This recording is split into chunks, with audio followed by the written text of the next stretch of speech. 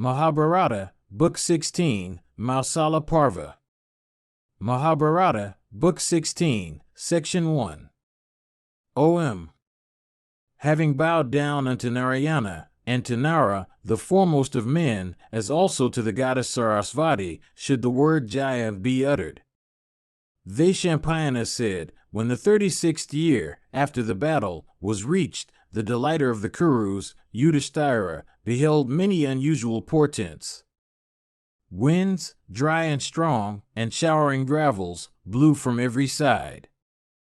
Birds began to wheel, making circles from right to left. The great rivers ran in opposite directions. The horizon on every side seemed to be always covered with fog. Meteors, showering, blazing, coals, fell on the earth from the sky. The sun's disk, O king, seemed to be always covered with dust. At its rise, the great luminary of day was shorn of splendor and seemed to be crossed by headless trunks of human beings. Fierce circles of light were seen every day around both the sun and the moon. These circles showed three hues. Their edges seemed to be black and rough and ashy red in color. These and many other omens, foreshadowing fear and danger, were seen, O king, and filled the hearts of men with anxiety. A little while after, the Kuru king Yudhishthira heard of the wholesale carnage of the Vrishnis in consequence of the iron bolt. The son of Pandu, hearing that only Vasudeva and Rama had escaped with life, summoned his brothers and took counsel with them as to what they should do. Meeting with one another, they became greatly distressed upon hearing that the Vrishnis had met with destruction through the Brahmana's rod of chastisement. The death of Vasudeva, like the drying up of the ocean, those heroes could not believe. In fact, the destruction of the wielder of Saranga was incredible to them. Informed of the incident about the iron bolt, the Pandavas became filled with grief and sorrow. In fact, they sat down, utterly cheerless and penetrated with blank despair. Janamejaya said, "Indeed, O Holy One, how was it that the Andhakas, along with Vrishnis, and those great car warriors, the Bhojas, met with destruction in the very sight of Vasudeva?" Vaishampayana continued, when the 36th year was reached, after the great battle, a great calamity overtook the Vrishnis. Impelled by time, they all met with destruction in consequence of the iron bolt. Janamejaya said, "Cursed by whom did those heroes, the Vrishnis, the Andhakas, and the Bhojas, met with destruction? O foremost regenerate persons, do thou tell me this in detail." Vaishampayana continued, one day, the Vrishni heroes, numbering Sarana amongst them, saw Vishvamitra and Kanwa and Narada arrived at Dvarka. Afflicted by the rod of chastisement wielded by the deities, those heroes, causing Samva to be disguised like a woman, approached those ascetics and said, "This one is the wife of Vabru of immeasurable energy who is desirous of having a son. Ye rishis, do you know for certain what this one will bring forth? Hear now, O king, what those ascetics, attempted to be thus deceived, said, this heir of Vasudeva, by name Samva, will bring forth a fierce iron bolt for the destruction of the Vrishnis and the Andhakas. Ye wicked and cruel ones, intoxicated with pride, through that iron bolt ye will become the exterminators of your race with the exception of Rama and Janardana. The blessed hero armed with the plow will enter the ocean, casting off his body, while a hunter of the name of Jara will pierce the high-souled Krishna while lying on the ground. Endeavor to be deceived by those wicked ones, those ascetics, with eyes red in wrath, looked at each other and uttered those words. Having said so, they then proceeded to see Keshava. The slayer of Madhu, informed of what had taken place, summoned all the Vrishnis and told them of it.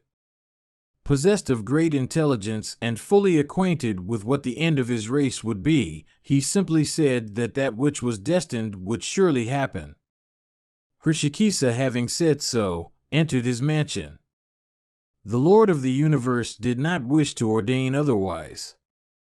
When the next day came, Samva actually brought forth an iron bolt through which all the individuals in the race of the Vrishnis and the Andhakas became consumed into ashes. Indeed, for the destruction of the Vrishnis and the Andhakas, Samva brought forth, through that curse, a fierce iron bolt that looked like a gigantic messenger of death. The fact was duly reported to the king. In great distress of mind, the king, Ugrasena, caused that iron bolt to be reduced into fine powder. Men were employed, O king, to cast that powder into the sea.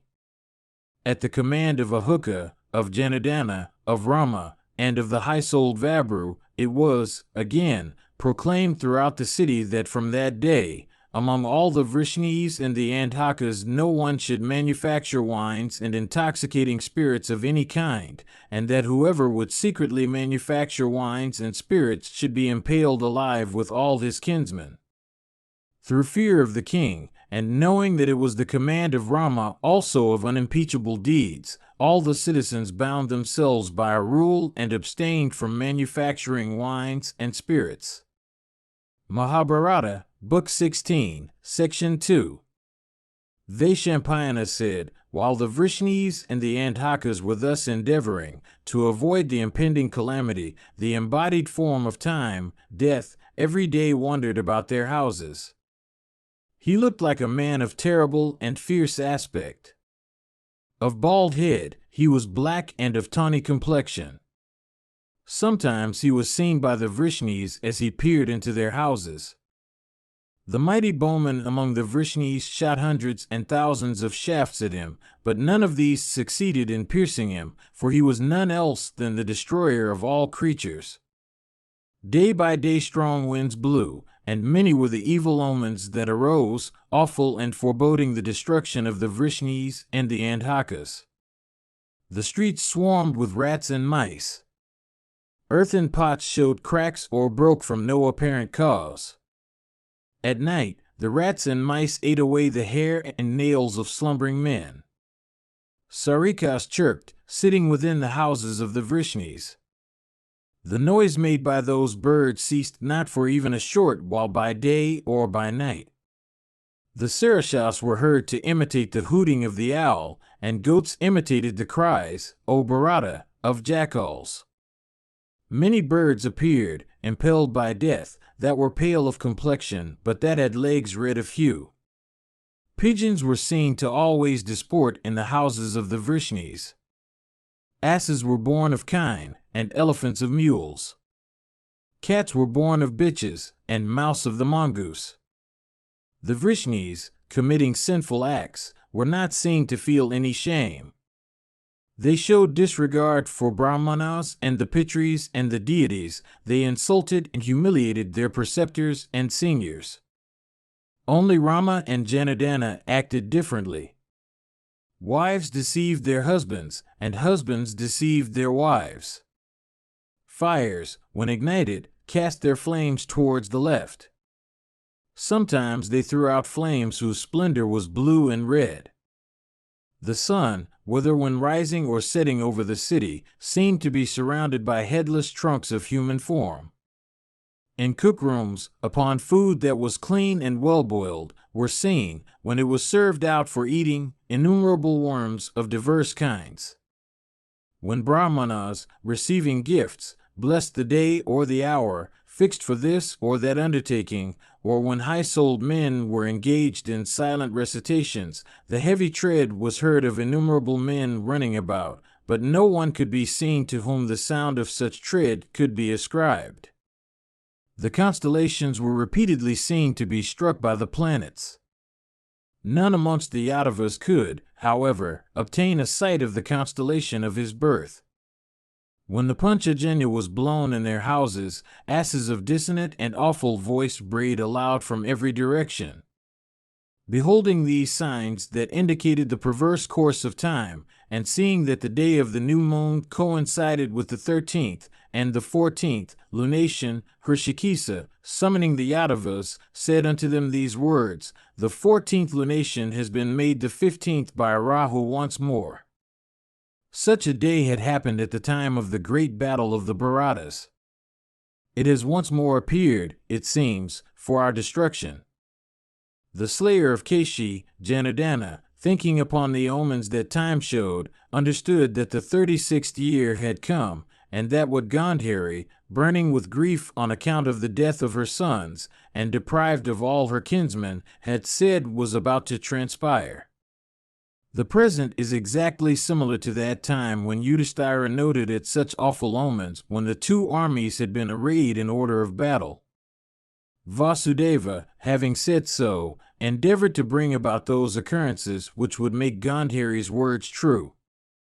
That chastiser of foes commanded the Vrishnis to make a pilgrimage to some sacred water. The messengers forthwith proclaimed at the command of Keshava that the Vrishnis should make a journey to the seacoast for bathing in the sacred waters of the ocean. Mahabharata, Book 16, Section 3. Vaishampayana said, at that time the Vrishni ladies dreamed every night that a woman of black complexion and white teeth, entering their abodes, laughed aloud and ran through Dvaraka, snatching from them the auspicious threads in their wrists. The men dreamt that terrible vultures, entering their houses and fire chambers, gorged themselves on their bodies. Their ornaments and umbrellas and standards and armor were seen to be taken away by terrible Rakshasas. In the very sight of the Vrishnis, the discus of Krishna, given by Agni, made of iron and having its nave composed of hardest adamant, ascended into the firmament. In the very sight of Daruka, the excellent car of Vasudeva, of solar effulgence, and properly equipped, was taken away by the horses yoked unto it. Those foremost of steeds, numbering 4, Saivya, Sugriva, Megapushpa, and Valahaka, and endued with the speed of thought, fled away, dragging the car after them along the surface of the ocean. The two great standards of Krishna's car and Valadeva's car, that with the device of Garuda and that bearing the device of the Palmyra, which were reverently worshipped by those two heroes, were taken away by Apsaras who, day and night, called upon the Vrishnis and the Andhakas to set out on a pilgrimage to some sacred water. When these omens were seen and heard, those foremost of men, the mighty car warriors of the Vrishnis and the Andhakas, became desirous of setting out, with their whole families, on a pilgrimage to some sacred water. They prepared diverse kinds of viands and edibles, and diverse kinds of wines and meat. The troops of the Vrishnis and the Andhakas, blazing with beauty and endued with fierce energy, then set out from the city on cars and steeds and elephants. The Yadavas, then, with their wives, proceeded to Prabhasa and took up their residence there, each in the temporary habitation that was assigned to him, and all having an abundance of provisions consisting of edibles and drink.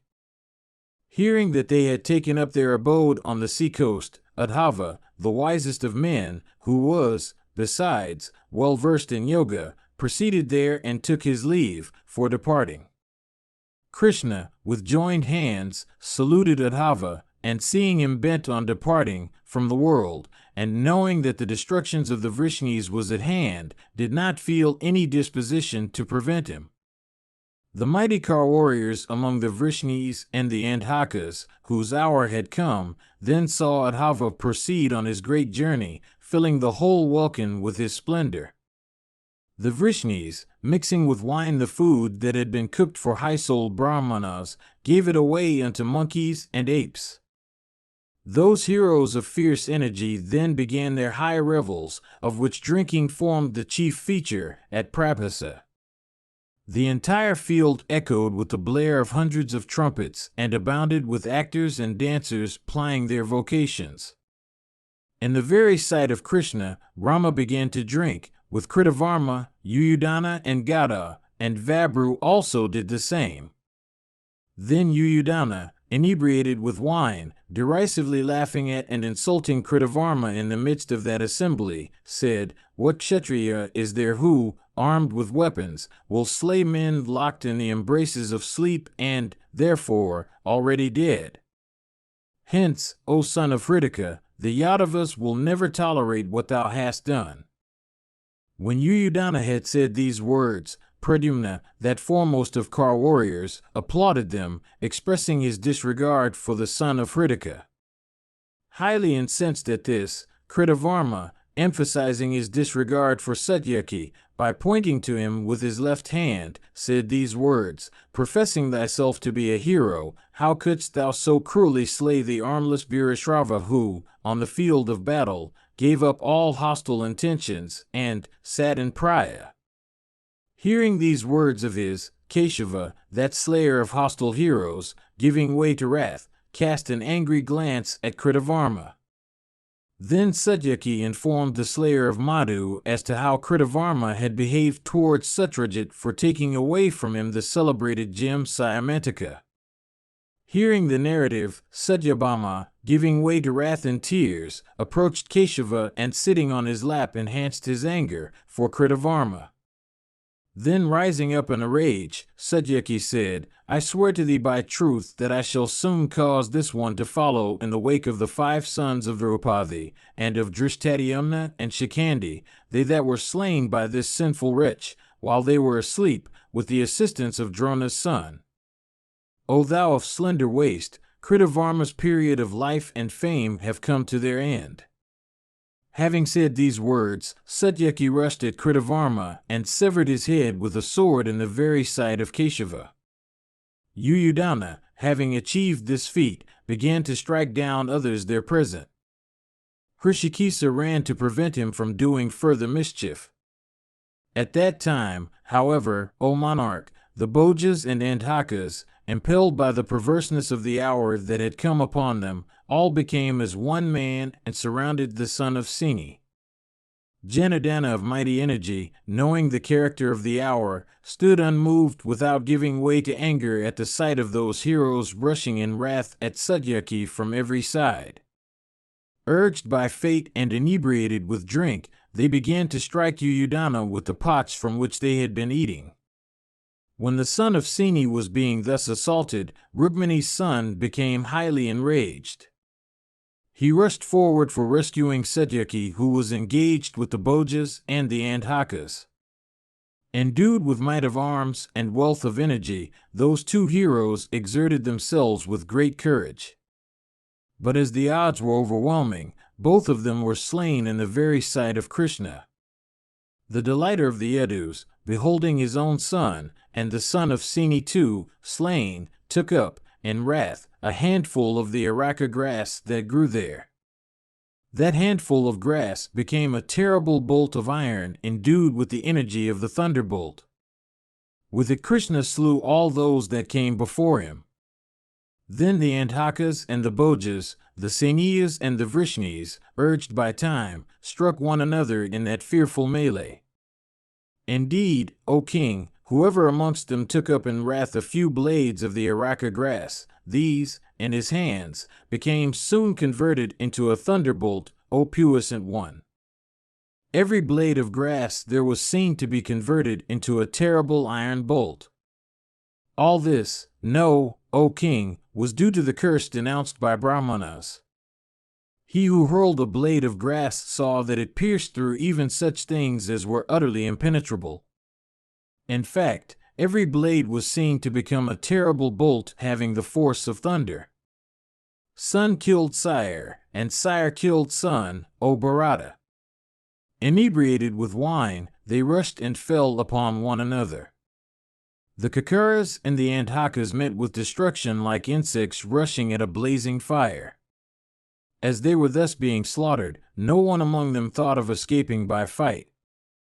Knowing that the hour of destruction had come, the mighty armed Keshava stood there, eyeing everything. Indeed, the slayer of Madhu stood, raising a bolt of iron formed of a blade of grass.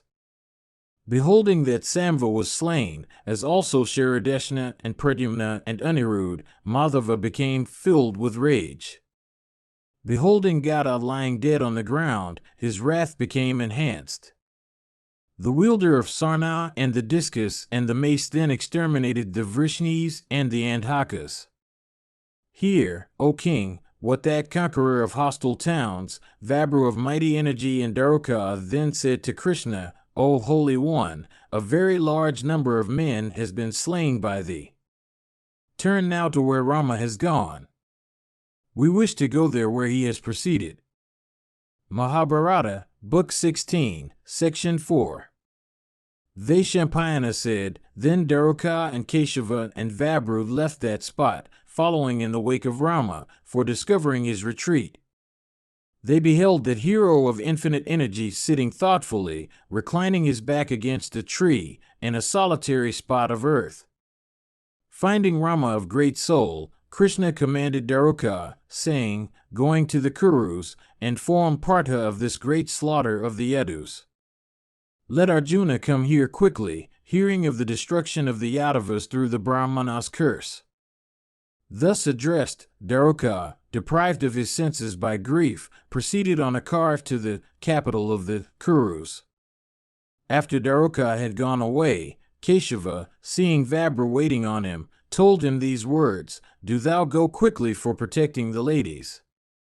Let not robbers do them any injury, tempted by the wealth that is with them. Thus commanded by Keshava, Vabru, still helpless with wine but cheerless at the slaughter of his kinsmen, departed.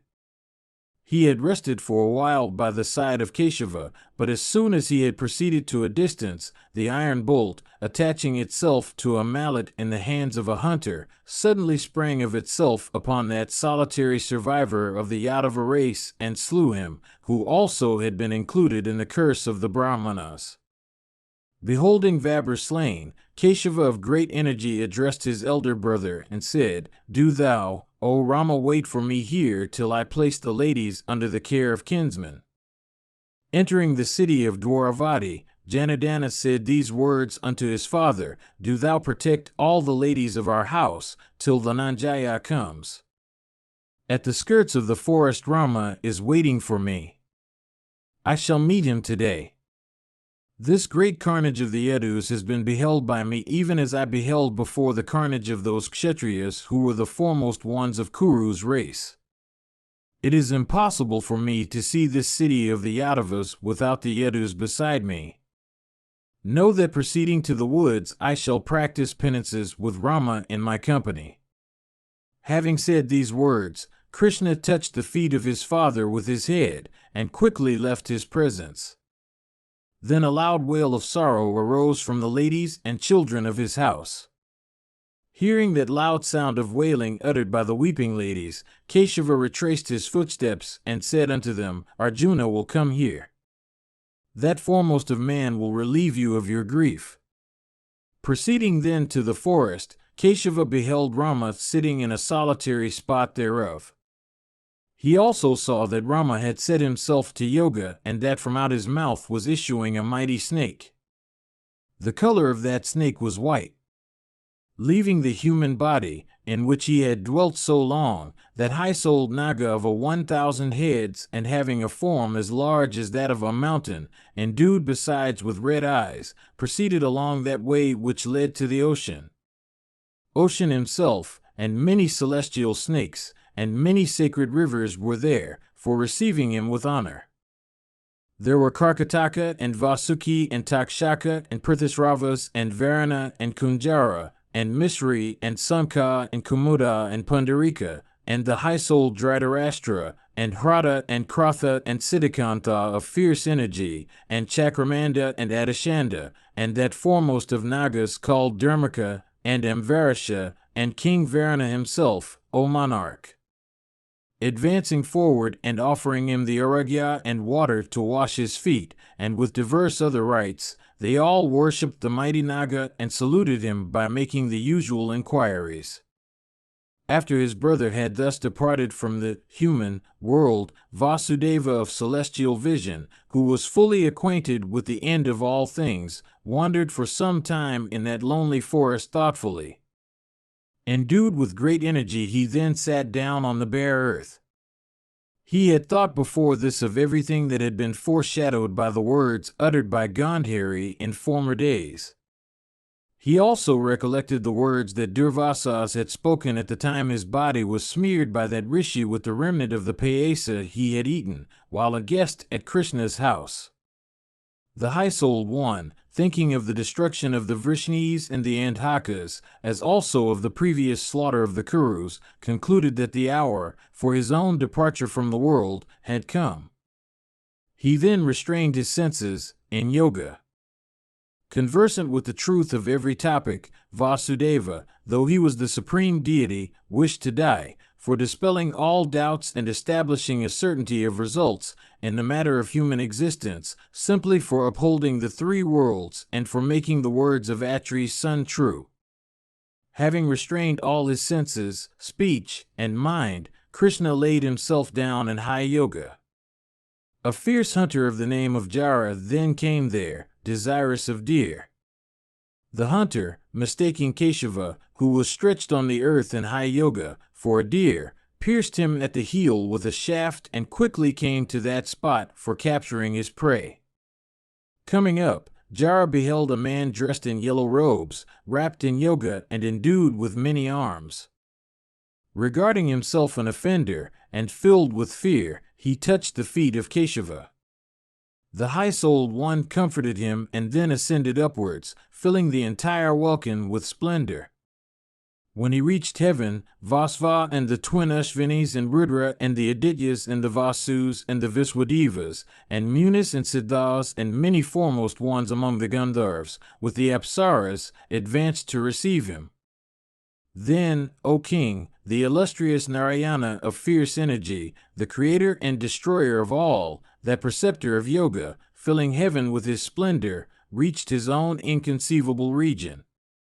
Krishna then met the deities and celestial rishis and charanas, O king, and the foremost ones among the Gandharvas and many beautiful apsaras and siddhas and sadhyas.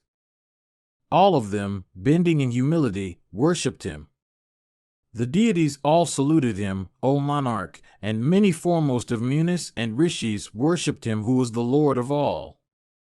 The Gandharvas waited on him, hymning his praises, and Indra also joyfully praised him. Mahabharata, Book 16, Section 5. Vaishampayana said, meanwhile Daruka, going to the Kurus and seeing those mighty Kar warriors, the son of Pritha, informed them of how the Vrishnis had slain one another with iron bolts. Hearing that the Vrishnis along with the Bhojas and Andhakas and Kakaras had all been slain, the Pandavas, burning with grief, became highly agitated. Then Arjuna, the dear friend of Keshava, bidding them farewell, set out for seeing his maternal uncle. He said that destruction would soon overtake everything. Proceeding to the city of the Vrishnis with Daruka in his company, O puissant king, that hero beheld that the city of Dvarka looked like a woman bereft of her husband. Those ladies who had, before this, the very Lord of the universe for their protector, were now lordless.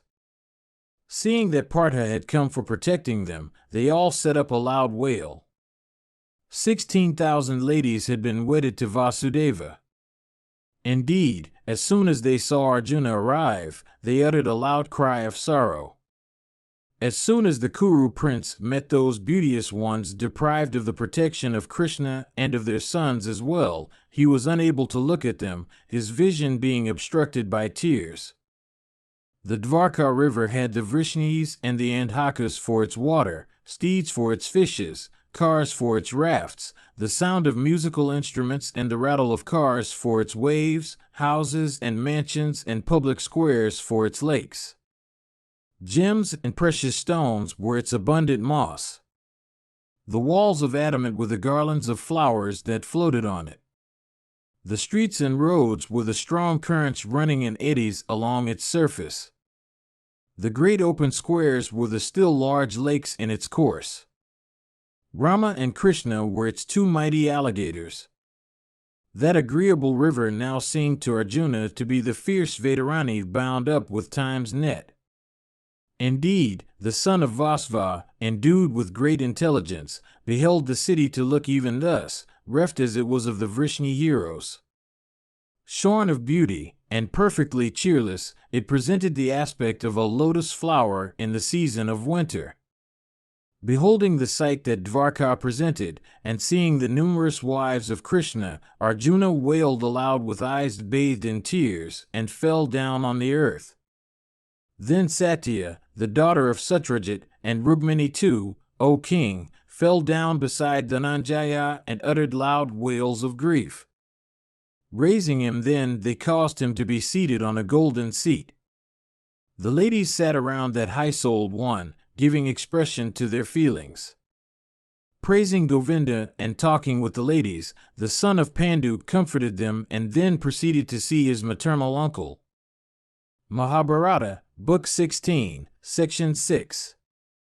Vaishampayana said, the Kuru prince beheld the heroic and high-souled Anakodandabi lying on the ground and burning with grief on account of his sons. The broad-chested and mighty-armed son of Pritha, more afflicted than his uncle, with eyes bathed in tears, touched his uncle's feet, O Bharata. The mighty-armed Anakodandabi wished to smell the head of his sister's son, but failed to do it, O slayer of foes.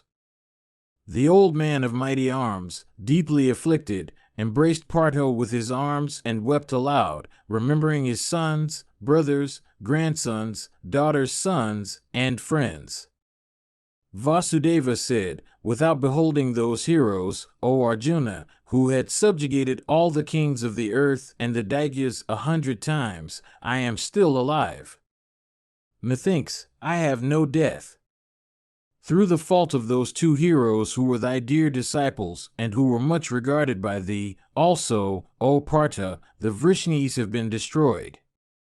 Those two who were regarded as Adarathas amongst the foremost of the Vrishnis, and referring to whom in course of conversation thou wert wont to indulge in pride, and who, O chief of Kuru's race, were ever dear to Krishna himself, alas, those two, O Dhananjaya, have been the chief causes of the destruction of the Vrishnis. I do not censure the son of Seni or the son of Hritika, O Arjuna. I do not censure Akrura or the son of Rukmini. No doubt, the curse of the rishis is the sole cause. How is it that that Lord of the universe, the slayer of Madhu, who had put forth his prowess for achieving the destruction of Kasan and Kansa, and Chaitya swelling with pride, and Eklavya, the son of the ruler of the Nishadas, and the Kalingas and the Magadhas, and the Gandharas and the king of Kasi, and many rulers assembled together in the midst of the desert, many heroes belonging to the east and the south, and many kings of the mountainous regions, alas, how could he remain indifferent to such a calamity as the curse denounced by the rishis? Thyself, Narada, and the Munis knew him to be the eternal and sinless Govinda, the deity of unfading glory. Alas, being puissant Vishnu himself, he witnessed, without interfering, the destruction of his kinsmen. My son must have himself allowed all this to happen. He was the Lord of the universe. He did not, however, wish to falsify the words of Gandhari and the rishis, O scorcher of foes.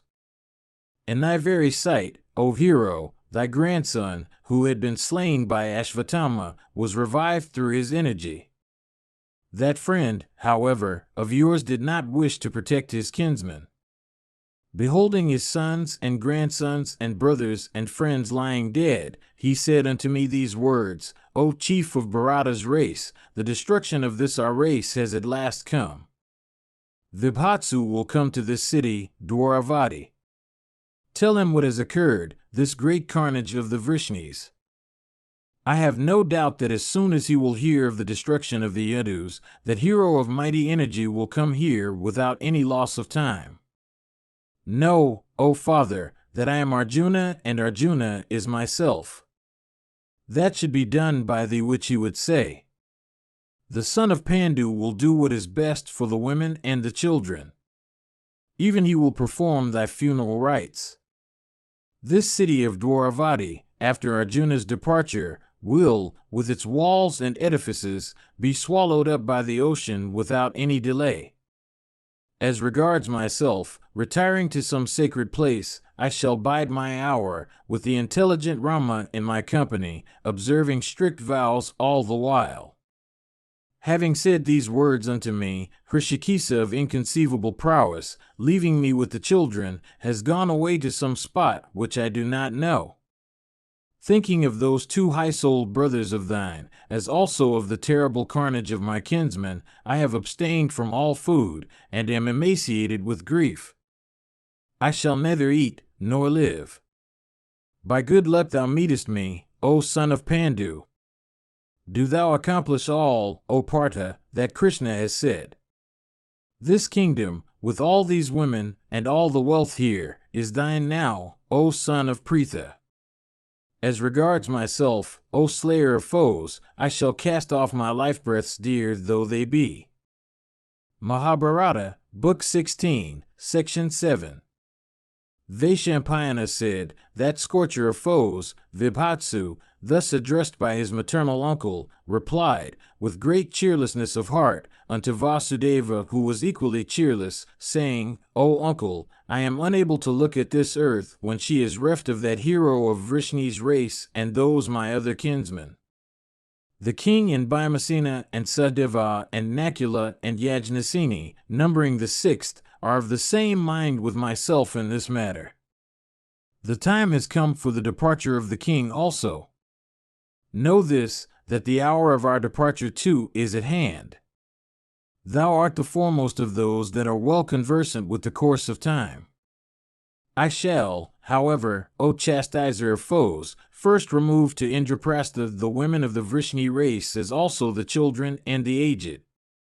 Having said so unto his uncle, Arjuna next addressed Daruka, saying, I wish to see without any delay the chief officers of the Vrishni heroes. Having uttered these words, the heroic Arjuna, grieving for those great car warriors, who had been slain, entered the great hall of the Yadavas, where they used to hold their court, called Siddharma. When he had taken his seat there, all the citizens, including the Brahmanas, and all the ministers of state came and stood surrounding him. Then Partha, more grieved than they, addressed those grieving and cheerless citizens and officers who were more dead than alive, and said these words that were well suited to the occasion, I shall take away with me the remnants of the Vrishnis and the Andhakas. The sea will soon engulf this city. Equip all your cars and place on them all your wealth. This Vidra, the grandson of Krishna, will be your king at Chakraprastha. On the seventh day from this, at sunrise, we shall set out. Make your preparations without delay. Thus addressed by Pritha's son of pure deeds, all of them hastened their preparations with eagerness for achieving their safety. Arjuna passed that night in the mansion of Keshava. He was suddenly overwhelmed with great grief and stupefaction. When morning dawned, Vasudeva of great energy and prowess attained, through the aid of yoga, to the highest goal. A loud and heart-rending sound of wailing was heard in Vasudeva's mansion, uttered by the weeping ladies. They were seen with disheveled hair and divested of ornaments and floral wreaths. Beating their breasts with their hands, they indulged in heart-rending lamentations. Those foremost of women, Devki and Bhadra and Rohini and Madira, threw themselves on the bodies of their lord. Then Partha caused the body of his uncle to be carried out on a costly vehicle borne on the shoulders of men. It was followed by all the citizens of Dvarka and the people of the provinces, all of whom, deeply afflicted by grief, had been well affected towards the deceased hero.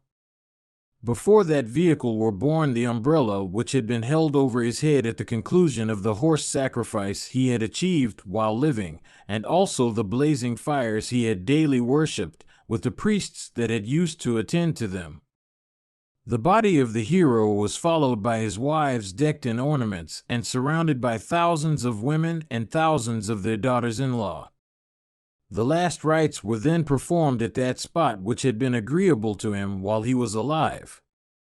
The 4 wives of that heroic son of Sura ascended the funeral pyre and were consumed with the body of their lord.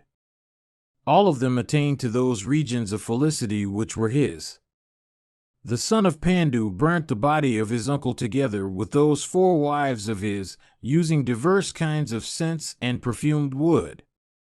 As the funeral pyre blazed up, a loud sound was heard of the burning wood and other combustible materials, along with the clear chant of samans and the wailing of the citizens and others who witnessed the rite. After it was all over, the boys of the Vrishni and Andhaka races, headed by Vajra, as also the ladies, offered oblations of water to the high-souled hero. Fulgana, who was careful in observing every duty, having caused this duty to be performed, proceeded, O chief of Bharata's race, next to the place where the Vrishnis were slaughtered. The Kuru prince, beholding them lying slaughtered all around, became exceedingly cheerless. He, however, did what was required to be done in view of that which had happened. The last rites were performed, according to the order of seniority, unto the bodies of those heroes slain by the iron bolts borne, by virtue of the curse denounced by the Brahmanas, of the blades of Araka grass. Searching out the bodies then of Rama and Vasudeva, Arjuna caused them to be burnt by persons skilled in that act. The son of Pandu, having next performed duly those Shraddha rites that are done to the dead, quickly set out on the 7th day, mounting on his car. The widows of the Vrishni heroes, wailing aloud, followed the high-souled son of Pandu. Dhananjaya, on cars drawn by bullocks and mules and camels. All were in deep affliction. The servants of the Vrishnis, their horsemen, and their car warriors too, followed the procession.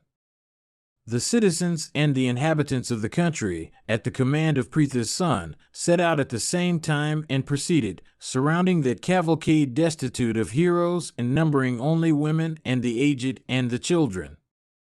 The warriors who fought from the backs of elephants proceeded on elephants as huge as hills. The foot soldiers also set out, together with the reserves. The children of the Andhaka and the Vrishni races all followed Arjuna. The Brahmanas and Kshatriyas and Vaishyas and wealthy Sudras set out, keeping before them the 16,000 women that had formed Vasudeva's harem, and Vajra, the grandson of the intelligent Krishna. The widows of the other heroes of the Bhoja, the Vrishni, and the Andhaka races, lordless now, that set out with Arjuna, numbered many millions. That foremost of car warriors, that conqueror of hostile towns, the son of Pritha, escorted this vast procession of Vrishnis, which still abounded with wealth, and which looked like a veritable ocean.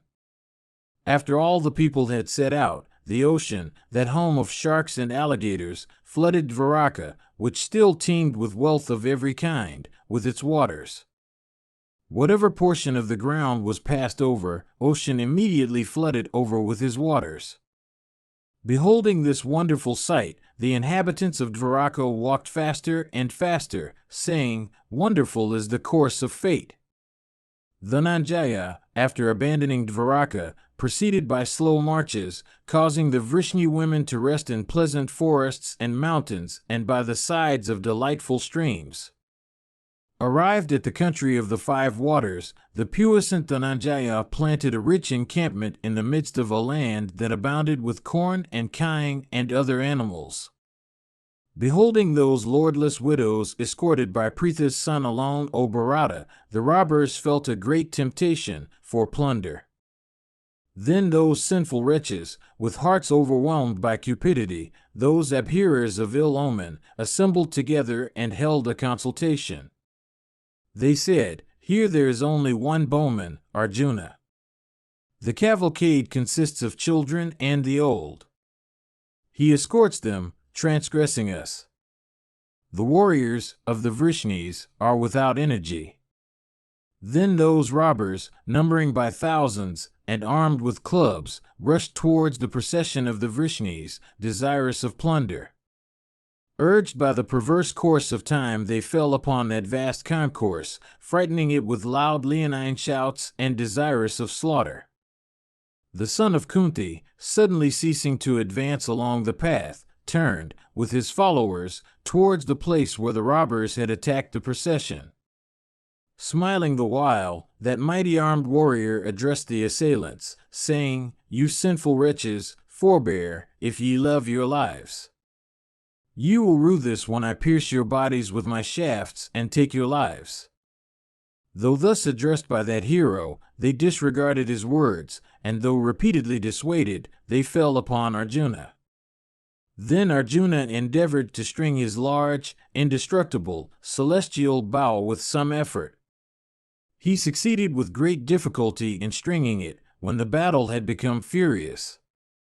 He then began to think of his celestial weapons, but they would not come to his mind. Beholding that furious battle, the loss of the might of his arm, and the non-appearance of his celestial weapons, Arjuna became greatly ashamed.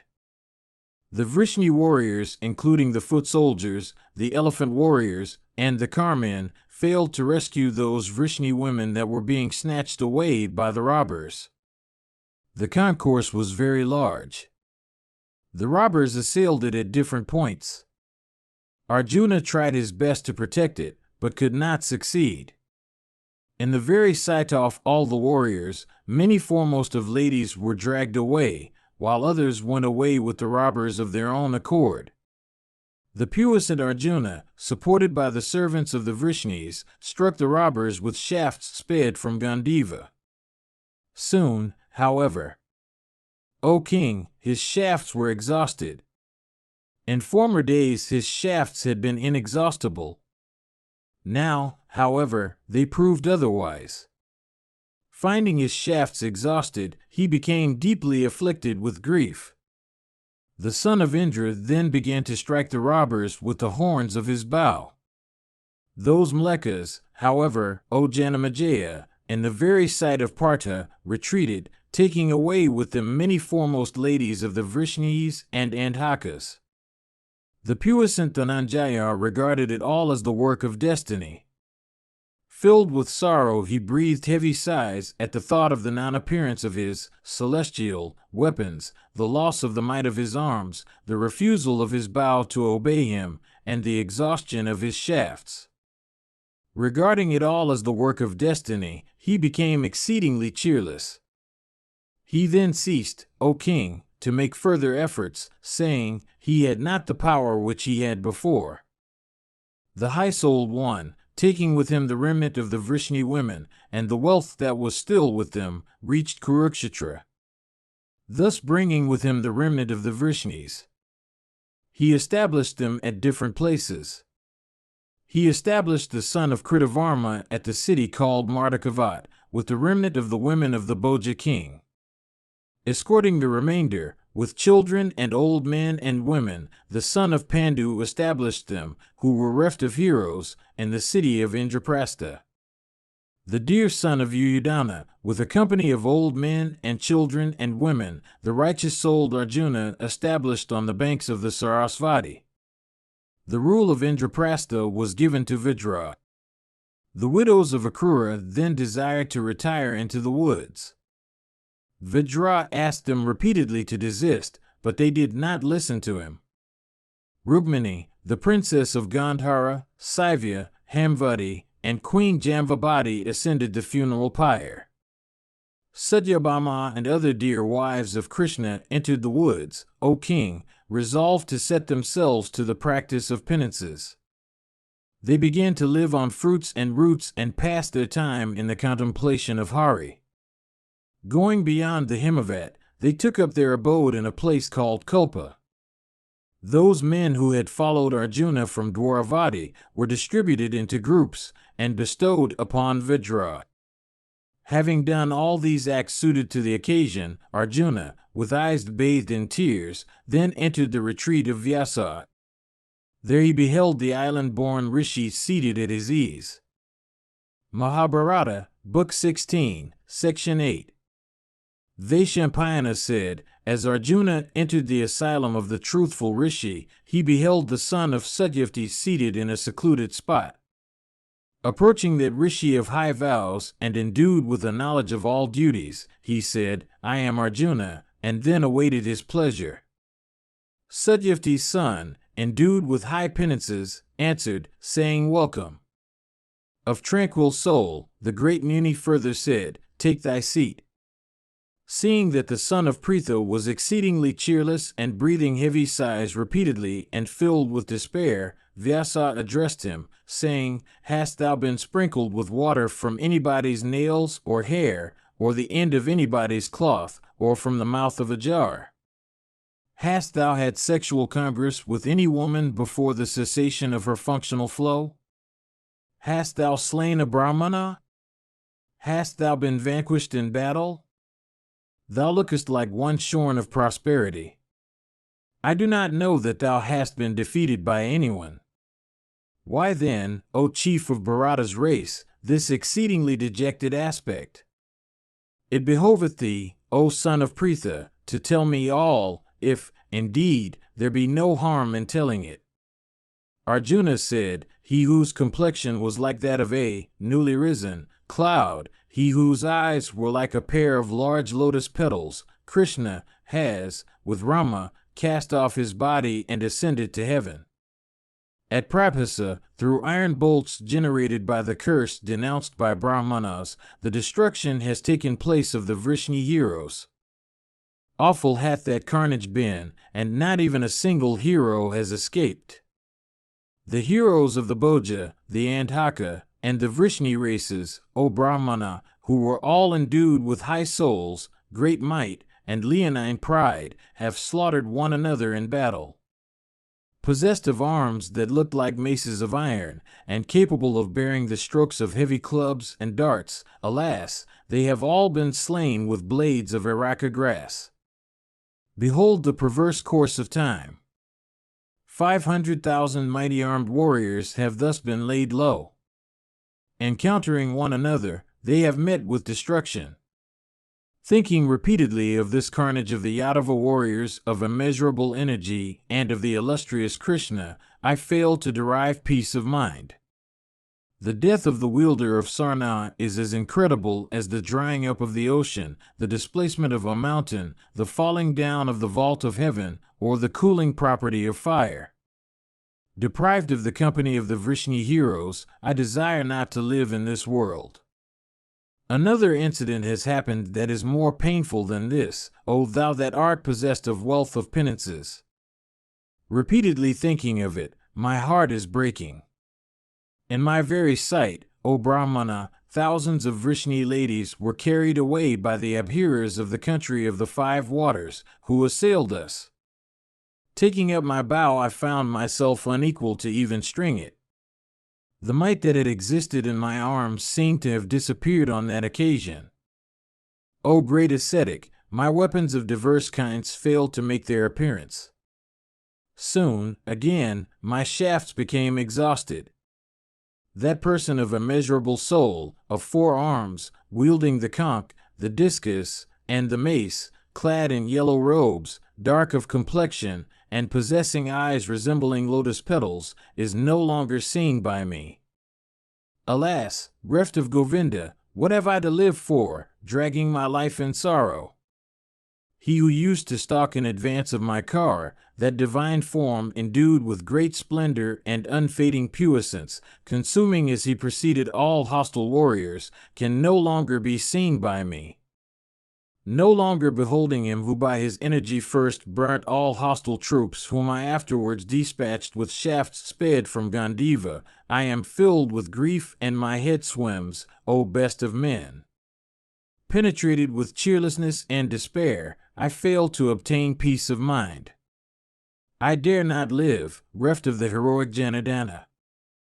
As soon as I heard that Vishnu had left the earth, my eyes became dim and all things disappeared from my vision. O best of men, it behoveth thee to tell me what is good for me now, for I am now a wanderer with an empty heart, despoiled of my kinsmen and of my possession. Vyasa said, the mighty car warriors of the Vrishni and the Andhaka races have all been consumed by the Brahmana's curse. O chief of Kuru's race, it behoveth thee not to grieve for their destruction. That which has happened had been ordained. It was the destiny of those high-souled warriors. Krishna suffered it to take place although he was fully competent to baffle it. Govinda was able to alter the very course of the universe with all its mobile and immobile creatures. What need then be said of the curse of even high-souled Brahmanas? He who used to proceed in front of thy car, armed with discus and mace, through affection for thee, was the four-armed Vasudeva, that ancient rishi. That high-souled one of expansive eyes, Krishna, having lightened the burthen of the earth and cast off his human body, has attained to his own high seat. By thee also, O foremost of men, with Bhima for thy helpmate and the twins, O mighty armed hero, has the great work of the gods been accomplished. O foremost one of Kuru's race, I regard thee and thy brothers as crowned with success, for ye have accomplished the great purpose of your lives. The time has come for your departure from the world. Even this, O puissant one, is what is beneficial for you now. Even thus, understanding and prowess and foresight, O Bharata, arise when days of prosperity have not outrun. These very acquisitions disappear when the hour of adversity comes. All this has time for its root. Time is, indeed, the seed of the universe, O Dhananjaya. It is time, again, that withdraws everything at its pleasure. One becomes mighty, and, again, losing that might, becomes weak.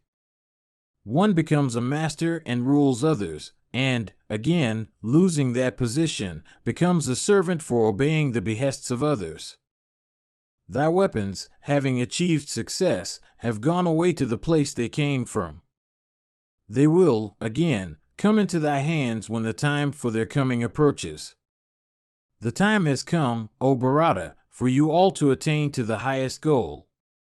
Even this is what I regard to be highly beneficial for you all, O chief of Bharata's race. Vaishampayana continued, having heard these words of Vyasa of immeasurable energy, the son of Pritha, receiving his permission, returned to the city named after the elephant. Entering it, the hero approached Yudhishthira and informed him of all that had taken place with reference to the Vrishnis. Present you by HinduMonastery.com.